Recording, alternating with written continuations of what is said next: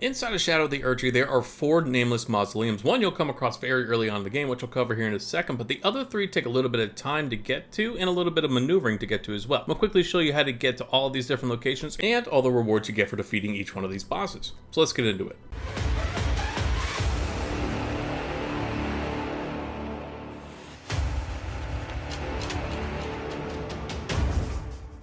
To kick this video off, we are of course going to be covering the Western Nameless Mausoleum, the very first mausoleum you'll come across very early on in the game and get absolutely stomped by the Black Jail Knight that's inside of here, which a lot of memes on the internet have been around describing how difficult this DLC actually is. I won't spend a lot of time on this one since it's so easy to find and you basically just stumble across it when you're first exploring the brand new DLC, but I will say if you don't want to get anything additionally spoiled about the Nameless Mausoleums, I recommend you click off the video now. Now that you've been warned, let's continue on to the stuff you get for beating him. Now of course, once you have defeated him, you will obviously be getting everything that he was wearing, including his giant Greatsword of Solitude and the entire Solitude armor set, which is really nice but also extremely heavy. The Greatsword of Solitude is a strength and dex based weapon, strength of B, dexterity of E, strength requirement of 27, dex of 13, as you can see here, with a really cool Ash of War solitary moonslash, which is exactly what was used against you when you're fighting the Black Jail Knight. If you're able to defeat this guy and get this sword, it's a great sword to run until you get some better items as you progress through the DLC. And also, like I mentioned before, this armor is definitely a heavy armor set. If you're able to wield this very early on in the game, really recommend that you do until you get some more unique and stat-based armor sets that you can get inside of the DLC, which I'll cover here in a little bit. Moving down to the southern part of the map to go to the Southern Nameless Mausoleum, it is found on this tiny little island all by itself just off of the coast, and you're probably wondering how the heck do you get there. First, I want you to make your way to this Cerulean Coast West site of Grace, not that difficult to get to, and then there's going to be a very particular tree that you can see on the map as well when you're looking at the map that you need to go to, because underneath this particular tree, you're actually going to find a cave that you need to enter into and go underneath the ocean to get to this island. The best way I always try and find it is that giant tombstone right in front of the tree, or I just mark the tree on the map. You'll want to go across the coast. It will be a little difficult to see the first time you get here because it blends in with the ocean and the side of the coast. Anyway, when you jump into the hole, don't take the right path, you want to take the left and basically just zoom through as fast as you can. And eventually you will be spit out on this tiny little island where you can easily find the mausoleum on the bigger part of the island. There's going to basically be 2 hills, and it's going to be on the larger of those 2 hills. Now this particular boss fight can be a little annoying, mainly because she keeps jumping around and never giving you instances to heal or rest up at any point throughout the fight. Just keep that in mind. When you do finally defeat her, you will get the Dancing Blade of Rana, which is fantastic, and it has a really cool unending dance Ash of War. It's basically the same attack that she uses against you constantly in this fight that I was just mentioning, when she never gives you an instance to heal. And the blade itself is technically 2 weapons in one that are much more effective when you do wield them, and also you get her entire outfit, which is just a fun looking outfit. It fully completes the set with the swords and the outfit, but this is all the things that you do get from her inside of this mausoleum. Next, we have the Northern Nameless Mausoleum. I'm going to start where you first get the map piece, because having the map really does help you figure out where exactly you need to go to jump up to this particular location. So you're seeing the map location on my screen right now. You basically want to turn around and you're going to see an unactivated spirit jump. To activate this, you simply need to go up the side of the mountain just a little bit more behind some broken down pieces of a building. It's not that difficult to find as long as you keep going up this hill. Obviously, once you do hit this particular set of stones, it will activate the spirit jump. From there, it's very easy to go forward. Going back down the hill, you'll be able to use this other spirit jump. It'll very closely land you to another activated spirit jump. From there, you just go down the hill that's on this mountainside to the Nameless Mausoleum. This boss fight is going to be against an NPC called Red Bear, and as you might guess, they are using beast claws against you. Now, if you thought the previous boss was relentless, this guy is even more relentless with a bleed based weapon. So I wish you luck to everyone else that's on higher new game pluses. Now, killing him of course will drop every single piece of his armor and the brand new weapon, Red Bear's Claws, which are of course the Red Bear Beast Claws, one of the new weapon types we get to have in the DLC. Here are your stats for the Red Bear Claws as well. It has an interesting Ash of War, which again basically mimics everything that they use against you in the fight. I'll let you enjoy that on your own. And this is what the entire outfit looks like when you fully equip it. Now, I know you're probably wondering where's the bear pelt that he was wearing when you were fighting this NPC, and unfortunately it doesn't come with this set. It's found in a different location, which I have a YouTube short about if you want to truly complete the set. And finally, and by far the most difficult to get to, the Eastern Mausoleum location, and you're going to have to start inside of the Shadow Keep. And spoiler warning that if you go close enough to this main gate, it will trigger the next phase of certain NPCs quest lines, so keep that in mind before going to the Shadow Keep. That being said, the only way to actually get to this mausoleum is through the Shadow Keep, so you kind of have to weigh your options a little bit. Nonetheless, we are focusing on getting there, so go from the main gate site of Grace and follow the pathing that I'm showing you here, which is past a lot of different Mesmer guards and a couple black knights, but you are going to a very particular location. Now once you get to this particular part of the castle, if you go down this slope, you'll actually be able to get a shortcut from the recent site of Grace that we started all this in, so if you do get killed along the way, it's a bit of a shortcut and helps you get to this location a lot faster. You will want to continue until you find this particular dead body right next to this ladder. Once you get down the ladder, you want to go to the right where you see the waterfall and carefully sneak around the edge to where you find this secret ladder that brings you even farther down into some sewers. You'll see one side is a dead end and another one actually brings you very close to one of the paintings in the game. Now this might also look like a dead end, but this wall right next to the painting is a secret passage that will continue you down even further until you get to a coffin that will then descend you into a very particular spot right next to the Shadow Keep. It'll spawn you in a little room, and just outside of the room you will see the castle watering hole site of Grace. This is where we're going to continue our journey until we come across another site of Grace that makes sense. Now I say a site of Grace that makes sense because very shortly you're going to see right next to a lot of the waterfalls and a lot of jumping that we're about to do, there is another site of Grace that you definitely want to touch in case you do mess up some of the jumpings, because there are some jumps that are easily missed and you can obviously die from that. Now I've said that, from that site of Grace you want to follow the edge on the left until you go through all these different jumps until you get to another edge that you just simply need to jump across the chasm onto the other side. From here it's also very straightforward, following on the right side until you come across a cliff that you need to jump down where you'll see another site of Grace. Be careful of all these different moth people that attack you. They do knock you off your horse very easily. Now from this side of Grace, the Recluse's River downstream site of Grace will be very handy in other locations as well. Simply look off the edge until you see the jumpable tombstones and make your way all the way down to the bottom, just in front another one of the waterfalls. From there head back north until you see a path to the right. Simply follow this path to the right until you come across the Nameless Mausoleum on another edge of one of the waterfalls just by itself. Now this boss fight was by far the hardest one for me, simply because of the amount of damage that this particular NPC knocks into you with a single swing. They do wield a great katana with a unique Ash of War, as you see, which you'll be able to get as soon as you defeat her. That great katana is just simply called Raksha's Great Katana, and of course you're also going to get her entire armor set, which has a very unique feature about it. First, let's talk about the Great Katana. Strength and dex of course, strength requirement of 12, dexterity of 27, but the interesting thing is the Ash of War Weed Cutter, which is basically that back and forth swinging motion as you see when you fight her. And the unique thing about the armor set is that by each piece of armor that you have from this set equipped, it boosts your max MP and all damage cut rates by 2%, but it also increases the amount of damage that you take, and this armor doesn't have a lot of resistances either, so again, a give and take kind of situation. Now all that being said, this is still one of the coolest looking armor sets in the game in my opinion, and you throw on the Great Katana that matches it perfectly. It's just something you absolutely need to go after and at least experiment a little bit when you actually equip this armor to see how much of a difference it really makes with damage output and damage taken. I think it's definitely worth it. I've played around with it a little bit. I definitely have not maximized it yet though. But there you have it, all the different locations you can go from the Nameless Mausoleums, how to get there, all the different armor sets and weapons that you get from each of these bosses that you get to kill, no matter how difficult they are. And I hope you guys did find this helpful if you have not explored any of these yet or are looking to get to a particular one. Personally, I like the Eastern Mausoleum set a lot more than all the others, but that's just my personal preference. Let me know what you guys are probably going to be picking up and using as soon as you get to all these locations. As always, if you guys found this location guide helpful, please let me know by hitting the like and subscribe buttons, and I'll catch you guys in the next video.